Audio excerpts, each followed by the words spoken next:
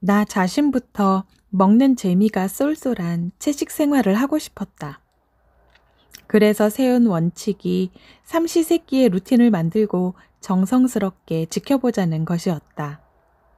매일매일 반복되는 삼시세끼의 식사 시간마다 나를 위해 헌신하듯 정성스럽게 음식을 준비하고 맛있게 즐기면서 식사를 하자는 것이 목표가 되었다. 요란하고 거창한 음식이 아니더라도 정성을 다해 요리하여 매일 규칙적인 시간에 식사하기 시작했다. 이것은 마치 나에게 드리는 예배와 같았다. 안녕하세요. 다시 읽고 새롭게 읽다 주아이 책방입니다. 한 달 안에 몸과 마음이 되살아나는 채식 루틴 만들기. 30일간의 간헐적 채식. 네, 이 책을 이번에 소개해 드리려고 합니다. 이현주 지음, 그리고 출판사는 송북스입니다. 책 내용을 소개해 드리겠습니다. 팬데믹이 경고하는 것들. 2009년 광우병 사태가 터졌을 때 30여 개 종단이 기자회견을 열어 살처분 현장을 직접 촬영한 동물단체의 영상을 공개한 적이 있다. 그때 나는 공장식 축산과 먹거리의 연관성에 대한 연설을 했다. 10년이 지난 어느 날, 그때 발표했던 자료를 우연히 다시 보게 되었는데 소스라치게 놀라고 말았다. 그때 자료에 적어놓았던 사실들이 10년이 지난 지금 바로 현실이 되어버렸기 때문이다. 그 자료에는 세계보건기구에서 경고한 전염병 팬데믹에 대하여 적혀 있었다. 그리고 사람들이 마스크를 쓰고 예배를 드리고 있는 브라질의 농장 주변에서 찍은 사진을 인용하고 있었다. 그때 내가 이렇게 말했던 것이 기억난다. 브라질에서는 사람들이 모두 마스크를 쓰고 다녀야 한다고 합니다. 세계보건기구에서는 이렇게 이상한 광경이 앞으로는 전 세계에서 나타날 거라는 경고를 하고 있습니다.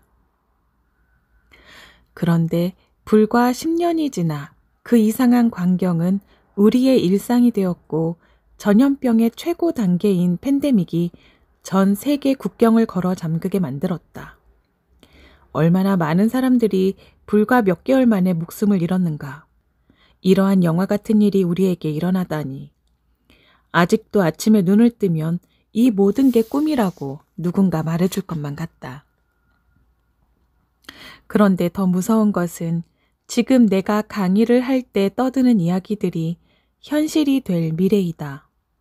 앞으로 우리 지구가 오래 버티지 못할 것이라는 경고들, 식량이 부족해지고 전염병이 창궐하고 기후변화로 재난이 끊임없이 이어질 거라는 이야기를 너무나 많은 사람들이 외치고 있는 요즘, 10년 뒤 우리는 어떻게 살아가고 있을지 생각만 해도 겁이 난다.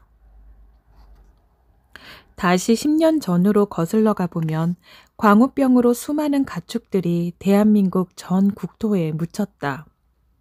한 마리가 병에 걸리면 그 인근 수백 마리들이 같이 살아있는 채로 묻혔고 그들의 사체에는 10년이 지나도 분해되지 않은 채로 여전히 악취를 풍기고 깊은 땅속으로 독성 물질들을 흘려보내 지하수를 오염시키고 있다.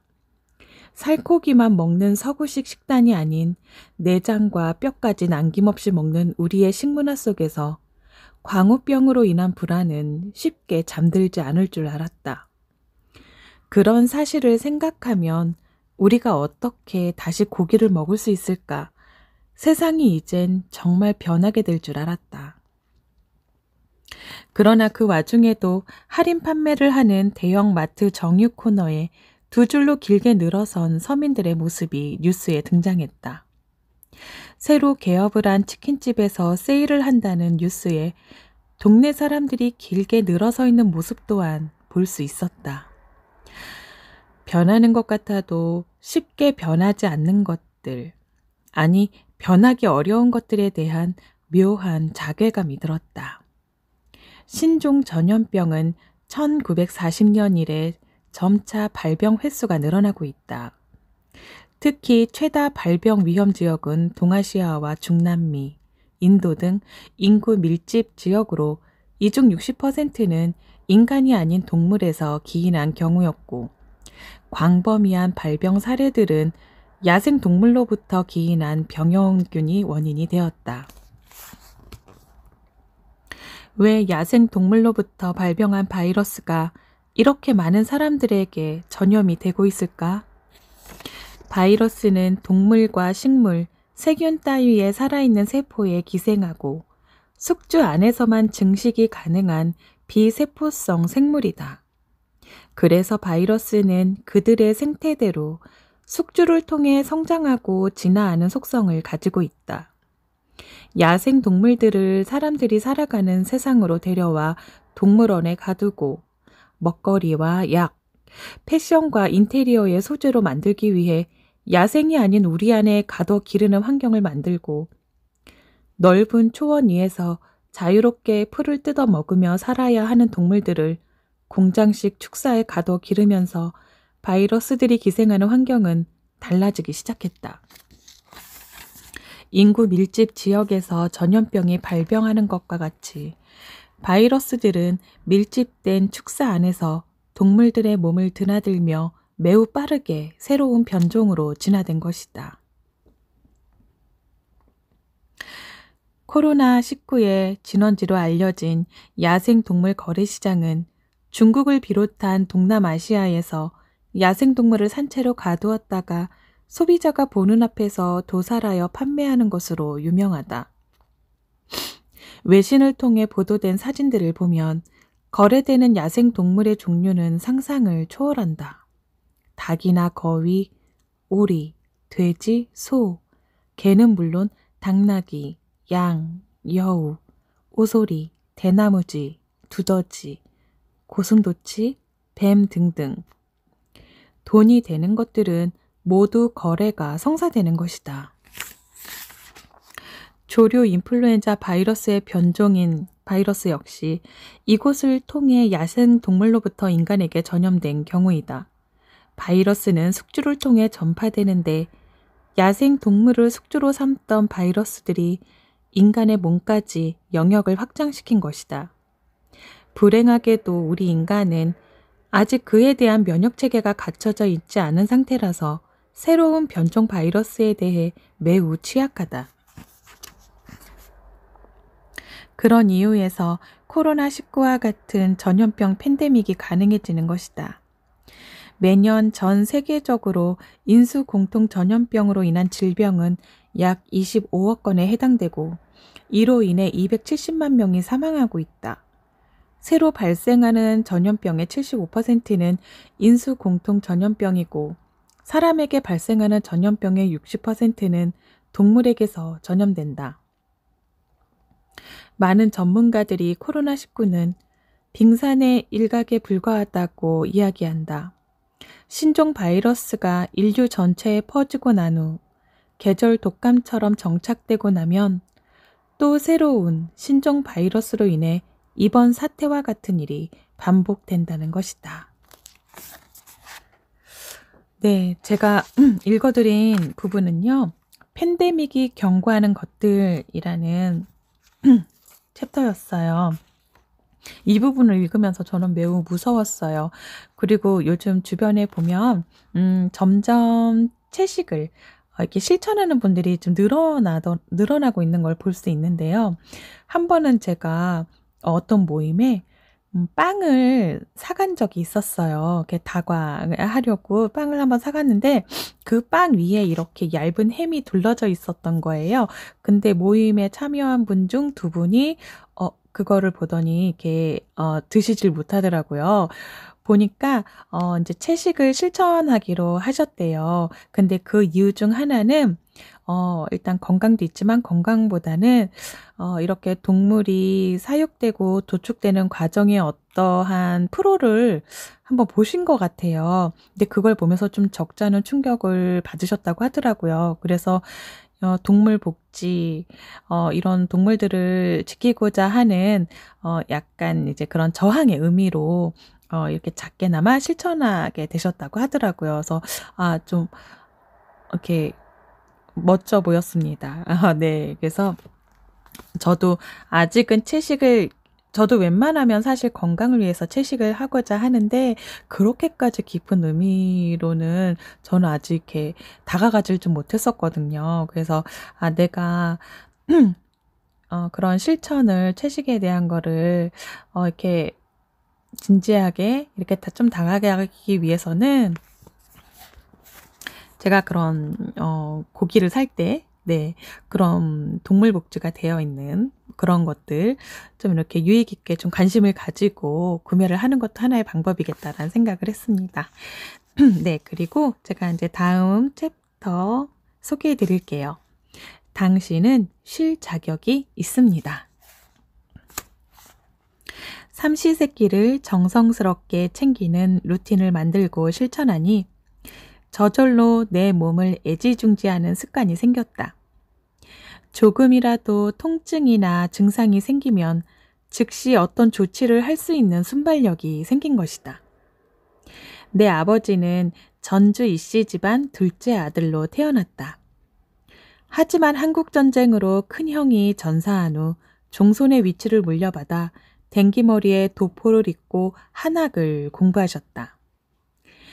권위적인 성격은 둘째가라면 서러울 정도였던 아버지는 당신은 물론 자식들에게까지 매우 엄격한 예의범절을 강조하셨다.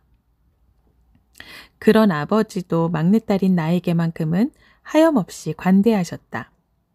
경계선이 무너진 후 항복하며 두 팔을 번쩍 든 병사처럼 말이다. 내가 투정을 부리거나 삐지기라도 하면 업어달래며 노래까지 불러주셨고 찡찡거리며 울 때는 선뜻 지갑을 열어 용돈을 주셨다. 그리고 내게 딱 한 가지만 요구하셨다. 아버지 볼에 뽀뽀만 해드리면 모든 게 다 오케이였다. 아마 아버지도 다른 사람들한테 엄격하고 권위적인 역할을 하는 게 재미가 없으셨던가 보다. 나는 아버지의 애인이자 취미 같은 존재였다. 아버지는 나를 바라만 봐도 좋다고 하셨다. 자기 자신에게 지나치게 엄격하고 자신과의 관계 맺기가 제대로 되지 않는 사람들 중에도 자식 또는 반려동물에게만큼은 아낌없이 주는 사랑의 감정을 잘 표현하는 이들이 있다. 물론 그들도 사랑을 주는 대상이 감정을 잘 받아주고 반응을 할 때는 행복을 느낀다. 그러다 자녀가 사춘기가 되어 부모의 사랑을 부담스러워하거나 오히려 도망가고 싶어 반항할 때는 더 없는 상실감에 우울증이 오기도 한다. 그럴 때 나는 몸 밖에서만 자식을 키우지 말고 자기 몸도 자식으로 여기고 예쁘게 돌보고 키우라고 조언한다. 내 아버지가 늦둥이 막내딸인 나를 대하셨던 것처럼 말이다. 자기 몸을 눈에 넣어도 아프지 않을 귀한 자식이라 여긴다면 잘나든 못나든 귀히 여기고 사랑해주게 될 것이다. 내 몸에게 무경계, 무한사랑, 무조건 내 편이 되어주는 든든한 보호자임을 표현해보라. 사랑은 표현해야 한다. 아무리 깊고 깊은 사랑이라도 마음속으로 간직하고만 있으면서 표현하지 않으면 상대는 절대 모른다.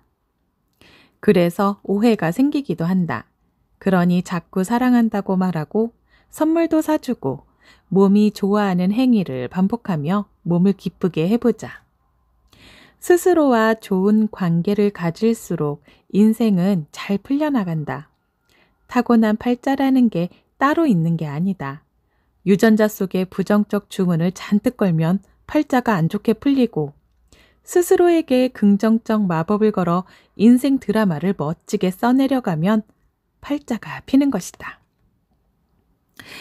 내 몸이 원하는 게 뭘까?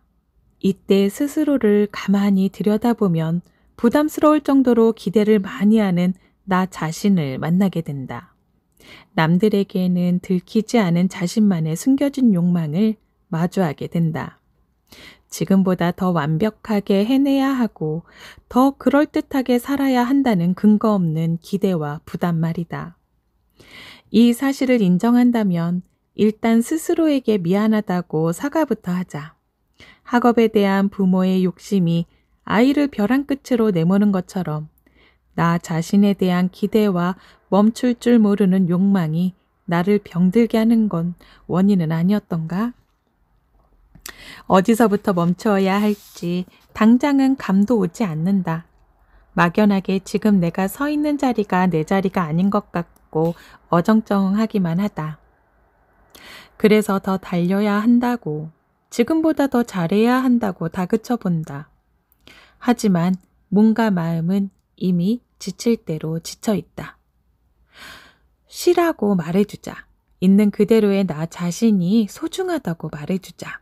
더 잘할 필요도 더 근사하지 않아도 된다고 다독여주자.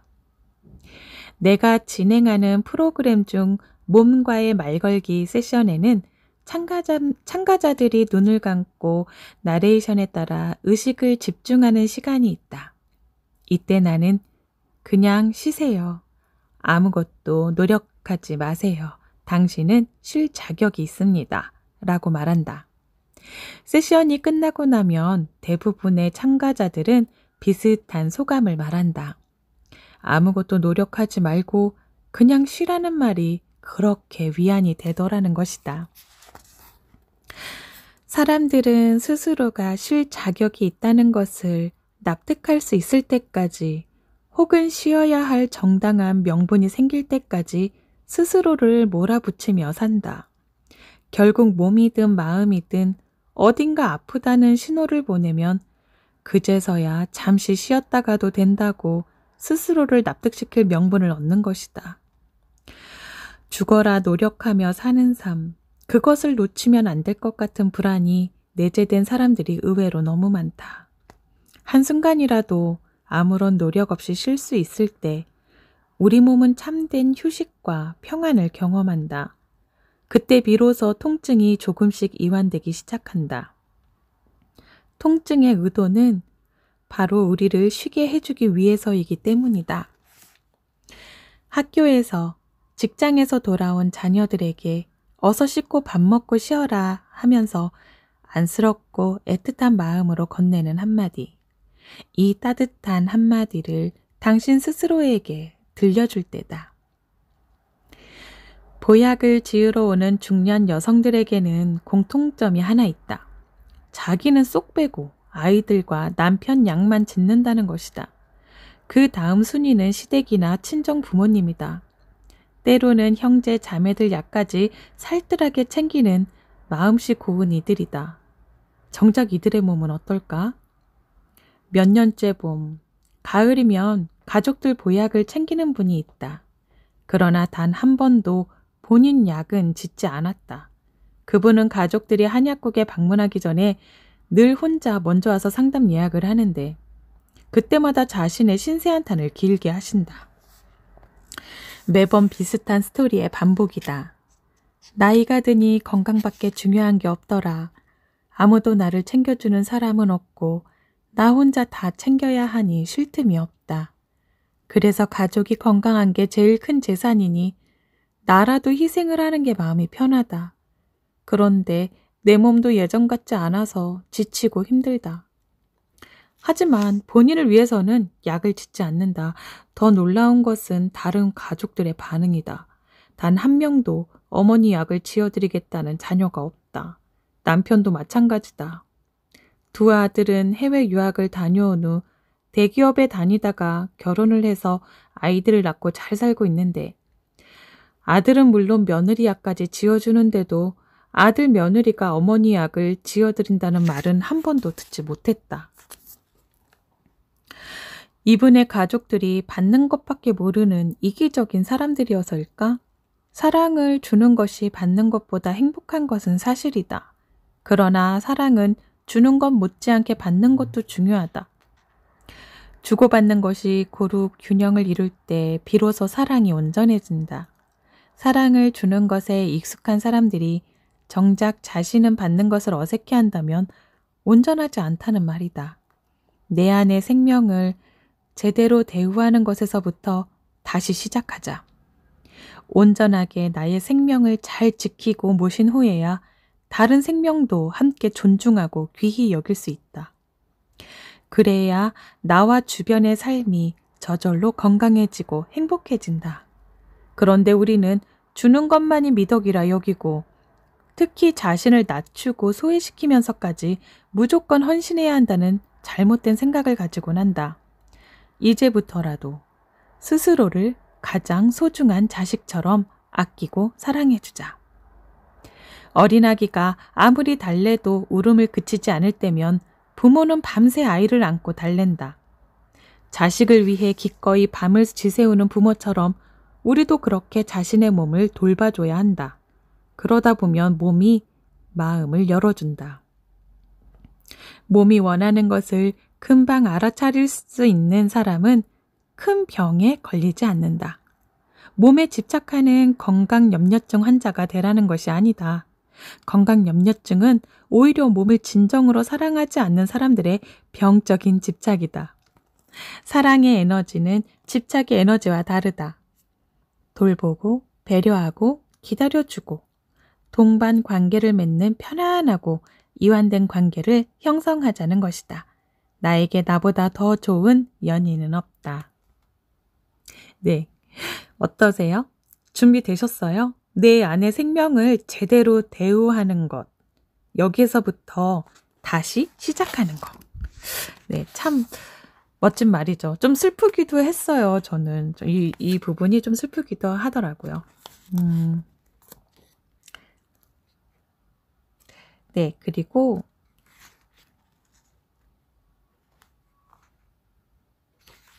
제가 나를 위로할 짝꿍 음식을 찾아라.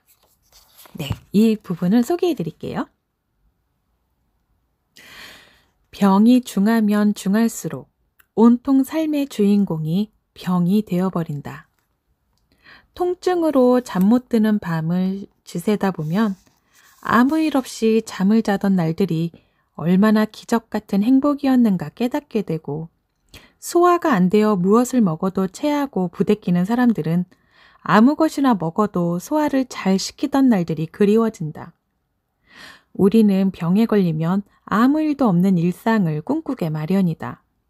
그러다가 병이 잠잠해지고 별일 없는 일상이 반복되면 얄궂게도 마음은 또 뭔가를 추구하며 스스로를 들볶는다. 자신을 가만히 내버려 두지 않고 무언가 또 일을 벌이고 스스로를 남과 비교하며 성에 차지 않아 무리를 하게 만든다.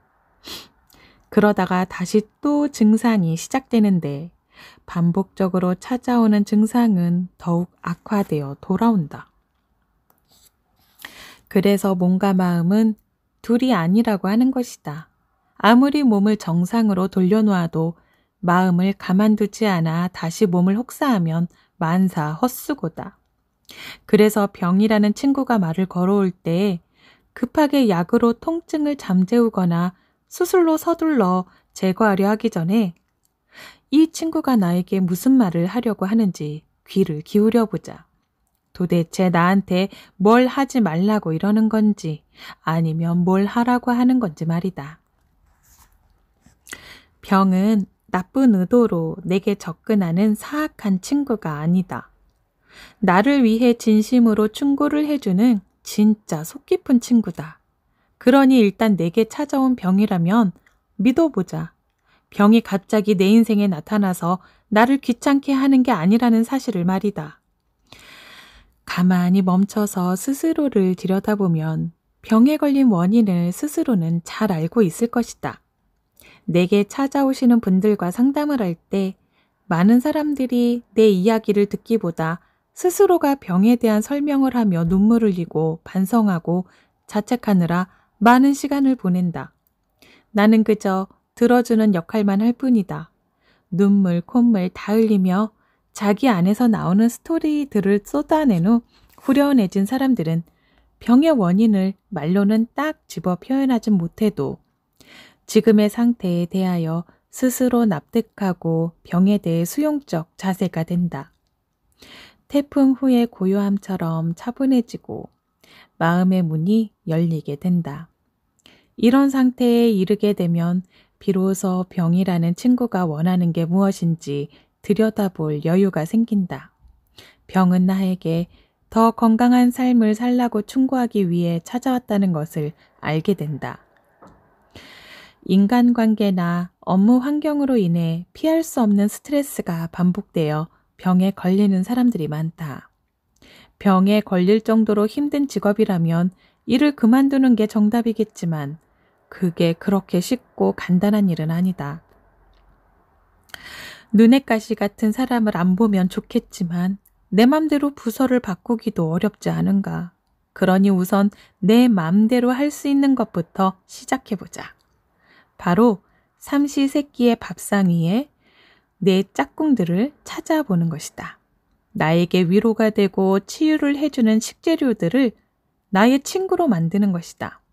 아무리 많은 사람들을 만나도, 아무리 멋진 이성을 만나도 나와 맞지 않고 나와 평생 함께할 수 없다면 아무런 소용이 없다.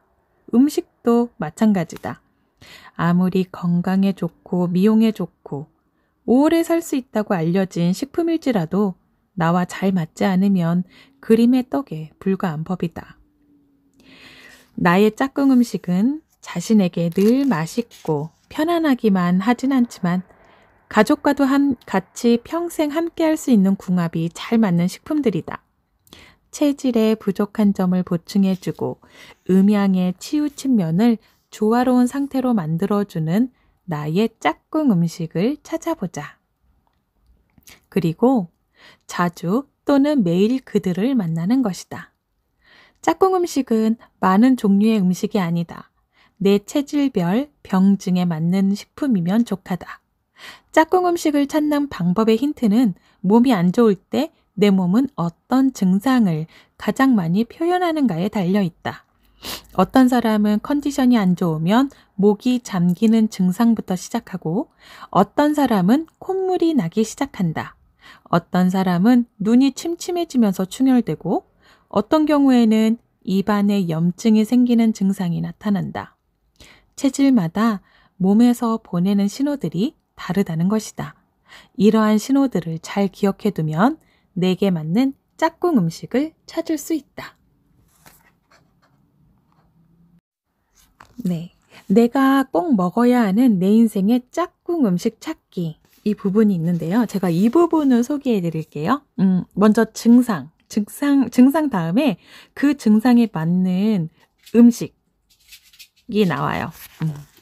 자, 눈곱이 끼고 눈이 충혈되면서 침침해진다면 좋은 음식은요. 구기자, 박하, 쑥, 국화, 민들레, 매실입니다. 그리고 두 번째, 콧물이 흐르면서 오한이 든다면 쑥, 진피, 생강.